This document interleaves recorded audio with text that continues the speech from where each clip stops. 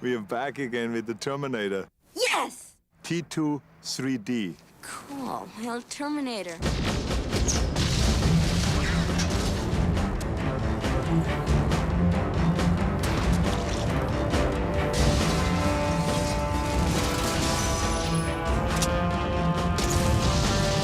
Arnold Schwarzenegger, director James Cameron, and special effects master Stan Winston have reunited to continue the Terminator saga. But this time, they're back to create more than just a movie. Join them on a journey behind the scenes to Universal Studios Hollywood to witness the challenge of blending a live-action stunt show with an amazing 3D film for an experience unlike anything seen before.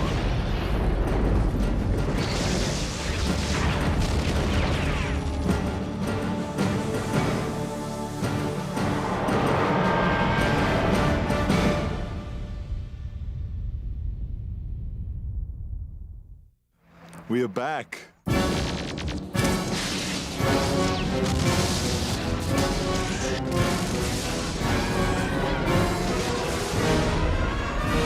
Terminator is a giant phenomenon. Both of the films, the first two Terminators, have been done extremely well. They have been received all over the world with gigantic enthusiasm. In the second film, everybody embraced it, even though we took the most sinister killer in history and turned him into a hero. Come with me if you want to live.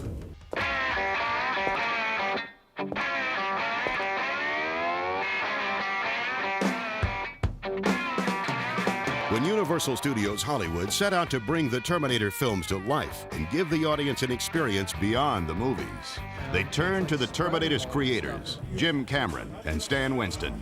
Their idea in this was to integrate a film show with a live show, which I don't think anybody's really done. And then the logical thing was do it in 3D so that the objects on the screen can become almost indistinguishable from the people in the foreground, and you can actually create this kind of breakdown of the barrier between reality and film reality. This is what will create tremendous excitement because you will feel that you're actually part of the Terminator story. That you are the one that is part of being chased, that you're the one that is in danger while you're sitting there. So we're dependent on a much broader team now. This is not just a filmmaking team. This is a filmmaking team and a live action team all coming together in a mix in a way that it hasn't come together before. Because the experience of Terminator 2 3D would rely not only on film technology, but on live action as well, Universal Studios enlisted the talents of ride consultants Landmark Entertainment. All the live guys understand that what we're doing ultimately interconnects with film. And likewise, all the film guys understand that this film doesn't exist on its own. It's going to be part of this live performance.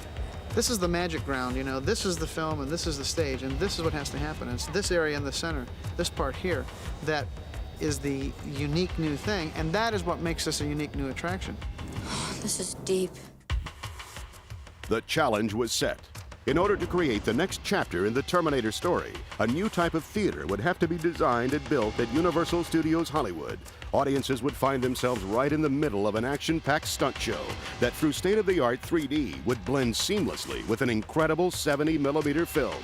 For the first time in history, live actors would interact with the screen to bring the Terminator to life. Excellent. The genesis of the Terminator attraction was Universal Studios saying, come up with some idea for a Terminator stunt show. Universal has pioneered those things for the entire industry. They have really made it their mission to create something new, something you haven't seen or experienced before. And we owe that to Lucas, Spielberg, and Cameron, and those guys who have created movies that are so compelling and they involve you so much and the effects are so spectacular that the whole expectation level of the audience has gone up. We went into it with this sense that we were not just doing a kind of knockoff ride or themed attraction to kind of just be spun out from the film, but one that would create a stepping stone to a third theatrical production. Get down. This is break ground. This is a new venue. As Terminator 1 was a new venue for film, this is a new venue.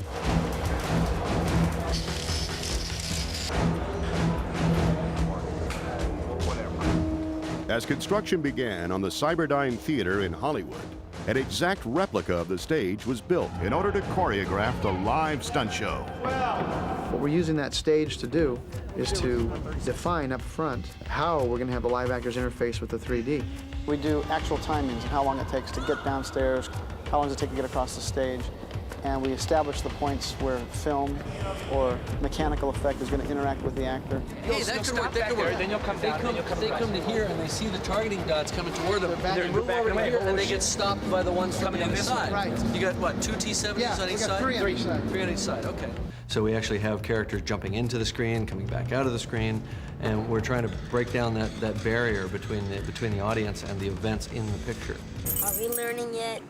Once the choreography and effects were established on stage, the next challenge was to create a 3D 70mm film that would complete the experience of Terminator 2 3D. Try to put it together.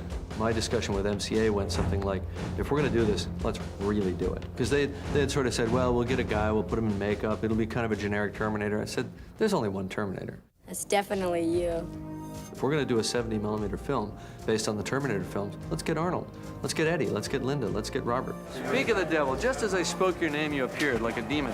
It's Cameron that really motivated me to come here and to do this thing. You have to kind of sell it with attitude because you want to push him past you and get him ahead of you. When he said, let's shoot this in 3D and all this, I was very enthusiastic. I said, I can work with him again. I don't have to worry about anything. I know when I come on the set, the shots are set up in the most perfect way and grand, the whole thing, and that he will have, again, the best team together. And when you have someone as committed and creative and imaginative at the helm as Jim Cameron, then it's going to get done. You show up. Okay, here we go. Come slamming in. Stand by to roll. Stand by. Skid up to a stop. You look around. Then you see the T-1000 coming. Here we go, stand by. Okay, here we go, let's roll camera, and action, action. I hit him like that.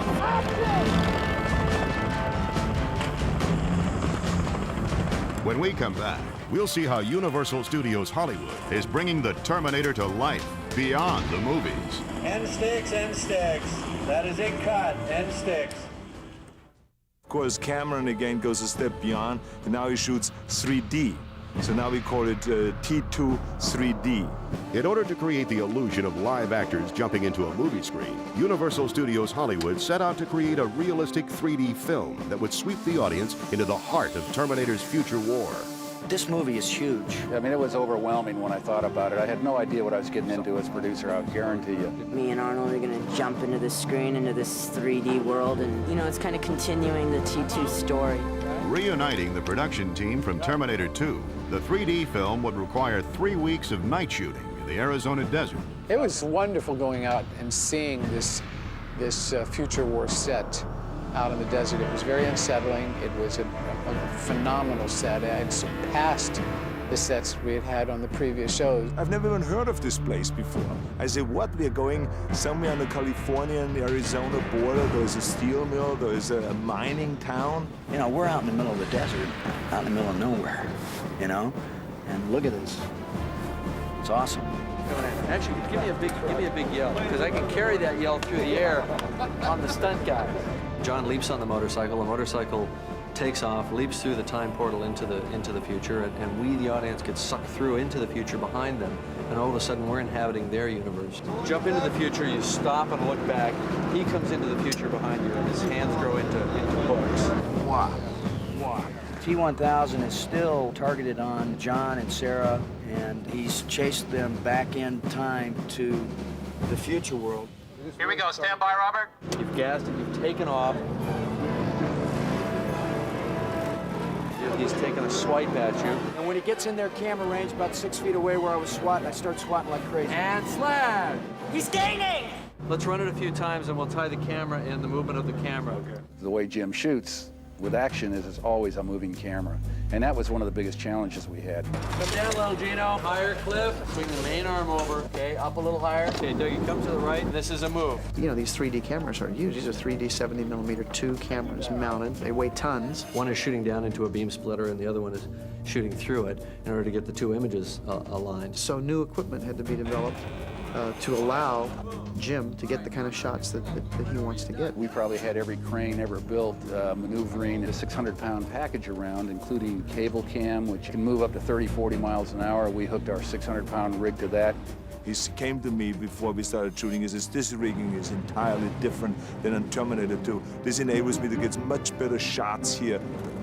For me, the trick to doing 3D is to not to have one kind of gag where something's coming straight out at you after another. So basically what it amounts to is when you go, these things are growing right out to the audience. You have to tell a story, you have to have a narrative, and you have to stick to the normal cinematic style.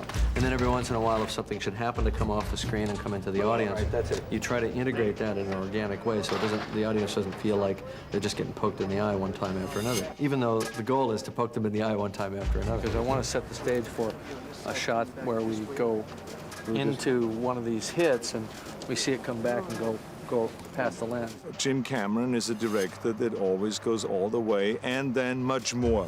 Lazy we don't want. Let me show you what I want you to do. It kind of goes like that. Why don't you shoot to my hand? You got to get your foot seated deep into this fender. And he would drive everyone crazy about set decorating, what the set should look like. He has a very clear vision, and he is just such a perfectionist. That's just the way he is. Okay, here we go. Rehearsing. Well, they kept saying you're going to be running a lot. How fast you want to go? And I think I've run more in this than I did in the movie. Action! The wheels of the T-1000 really get stiff. But so far, I haven't let myself down. I caught him a mile up the road there. There's a lot of running, escaping, trying to hide, trying to get away from the enemy and all those things. So I have to practice the spinning of the gun in a very efficient way and in a very accurate way in order to really sell the idea that it's a machine that I am rather than a regular human being. Careful, I don't need that camera. Then I have this gun with me in the car, I have it in the office, I take it with me everywhere just so I practice all the time so it again becomes second nature. That's fabulous. You cock the gun, fire again. His head comes open into the sauce head effect, which does stop him.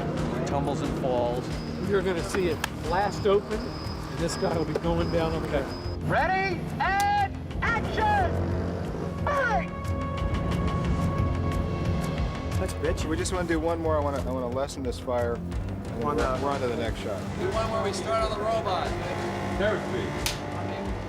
We have now that opportunity to take something we have developed to a certain extent and now develop it even a little bit further. We, of course, are bringing the endoskeleton back to life. We have walking rigs that are carried on Shane Mahan's shoulder.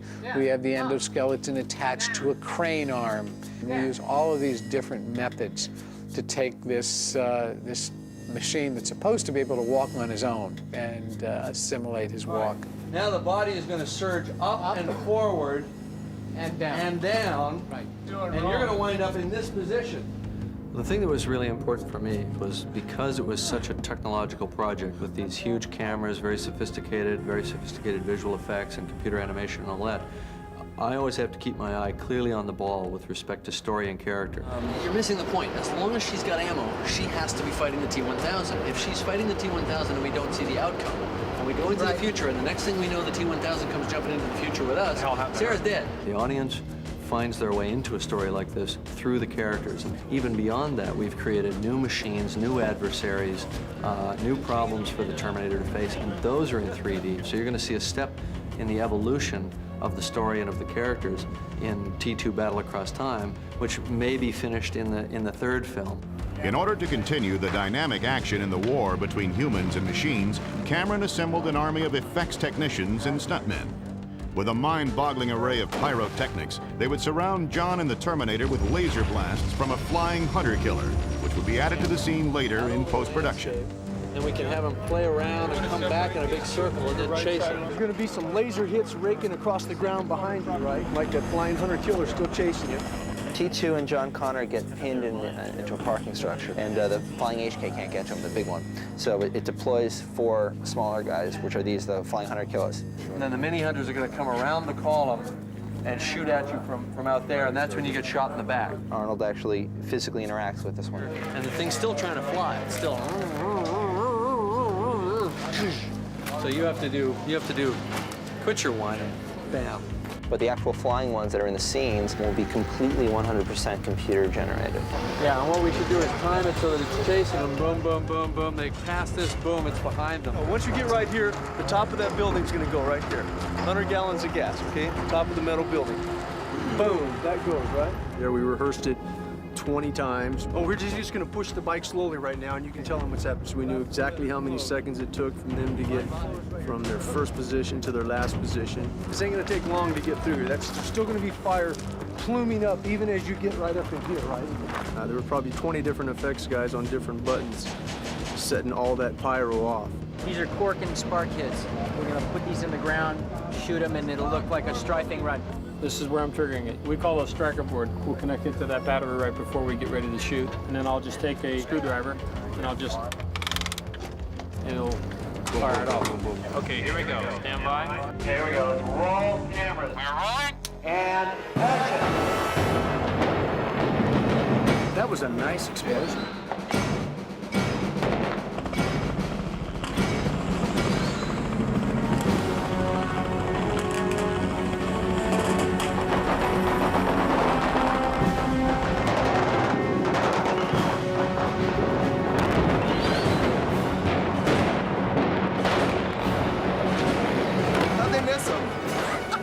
Pretty cool.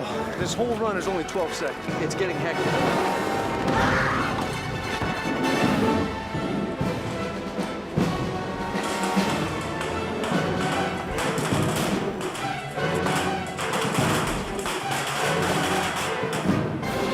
From this position,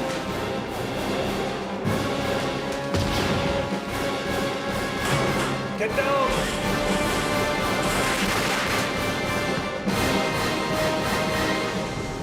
Hasta la vista, baby.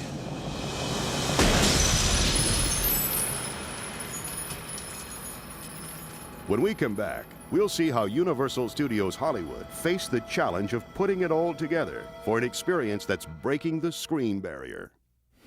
And that's a wrap. Very good, guys. Thank you, one and all. I appreciate the scramble on that last take. I think we got it. It looked good. Once Terminator 2 3D had completed principal photography, the production moved to Santa Monica-based Digital Domain for the challenge of creating mind-boggling, never-before-seen visual effects and blending them seamlessly into Cameron's action-packed 3D film. Unfriendly skies, go, go! we're able to put Arnold and Eddie Furlong on a motorcycle racing through the middle of a futuristic battlefield 100% realistically in 3D with the foreground in perfect stereo and the background in stereo, but the two weren't in the same place at the same time. Now, can we get a time code on this shot? One of the many things that's unique about this project is the way we're using the visual effects, because previous large format, 70mm 3D projects have been limited to using optical and miniature effects, and we're able to use 3D computer-generated animation, or CG animation, and spit that out at very, very high resolution. That's Skynet? Yep. Can I ask why we're heading toward it? You don't want to know. At the very end of the show, after this long chase sequence in Act 2, we end up inside Skynet, a completely computer-generated environment that had to hold up on 3 screens, not one, and in 3D, in stereo. And we essentially built all the objects as though they existed in the same scale as the theater. So our screens here are 50 feet wide. So these objects in our 3D space exist at that same kind of size. And that way we could place cameras as though they actually were the eyes of somebody in the audience. Because the computer-generated animation of the 3D film would have to work in sync with the live action on stage, a series of tests were conducted to give the creative team an idea of how the two would work together. We've been working on the stage for other timing purposes, but a week ago was one of our first real tests with the film. This is great. All 3 screens are opening up for the first time, and the audience is going to be looking at this in 3D. It's just blind choreography, just our best guess at what's going on. We have never seen it with film until maybe tonight. And there were a lot of revelations that night. Jim was there, and we spent 3 or 4 hours really going through the live stage and as it relates to the 3D. I'd really get marks down, hit these marks. It should look like a dance studio. You got to come up and you got to go. like that. And then, okay. If you want to full stop, that's easy. I don't see how that's going to be possible until all this stuff is hard choreographed on the stage. Yes, I agree. And I don't see how that's going to happen until we start getting some more animation up here on the T-Make. And that information then requires either us in the live staging to make changes, or requires the film people to make some changes, modifications. You go through an iteration of change, come back. Okay, well, it actually takes this long for the live actor to run from this point on the stage to the other. So we now have to go back, change our animation in order to make all of these different things work. And we're kind of having to work together like this because there's no way to actually test it except to get in these mock-ups and do it with bodies on stage and film up there and put the glasses on, and you begin to see how these things are going to relate. As final adjustments were made to the film and choreography, completion of the Cyberdyne Theater at Universal Studios Hollywood would include a wide array of pyrotechnics, physical effects, and specialized audio to create a completely unique sensory experience. Automatic targeting systems active. Commence fire.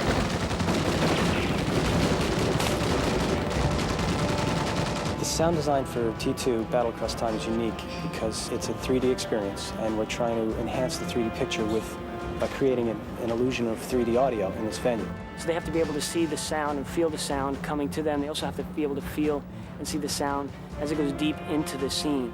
With a custom-made system using 24 tracks of digital playback and 66 separate speaker locations, the sound designers were able to completely engulf the audience in the Terminator experience. There's no other theater like this in the world. This is a very unique experience, and I think that Universal seems to deliver on that. They're cutting new grounds every time, and this is definitely going to be something to try to beat. Let's bust the move. So the thing is really a kind of sensory assault at that level. Hit it like nuts! You are completely enveloped in this 3D world. Break it and get it! It just keeps coming at you. We use environmental effects, 3D effects. It's the whole kitchen sink. And that makes it huge, and it makes it wonderful. That's the kind of experience I want them to have, and that's what we will give them. They'll go in thinking it's just some gimmick, and they'll see that it's actually a continuation of the storyline. It's almost like a third Terminator film. It's just that you can't go to see it in any theater in your neighborhood. There's only one or hopefully 2 theaters in the world that you can go to see the next Terminator movie in. Let's go! Gaining! I don't think anybody's going to walk out of the theater disappointed, that's for sure.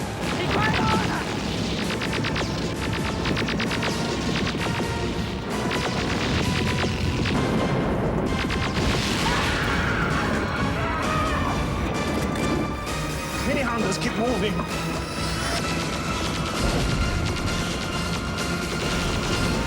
Get down!